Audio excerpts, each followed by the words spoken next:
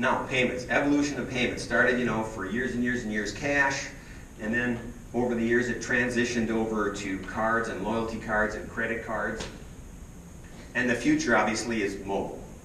We ran this little ad back in 2009. Now, this is back when people were transitioning away from cash and into card. And you can see that young people don't want to use cash. They don't carry cash, they carry cards. And they're not going to come and buy anything from you if they can't pay the way they want to pay. Even though this is 8 years old, this is exactly what's happening right now with mobile payments. Only it's cards and phones. Young people aren't going to use a card anymore because they don't carry it. Even if it's a chip card, I don't care. They're not going to use it because that's not what they're about.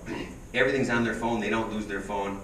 Studies have shown that people are 20 times more likely to leave their wallet at home than their phone at home. This reminds me of a story that customer in Iowa, in the very beginning, it's never been about consumers wanting how we do this or the payments that we make.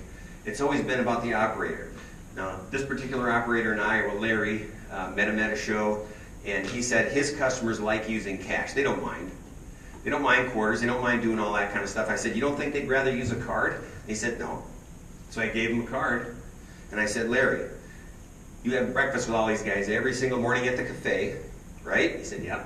I said, show him this card and ask him directly, would you rather pay me with this card, or would you rather put quarters in? He goes, I'll do it. So a week later he calls me up and said, let's go.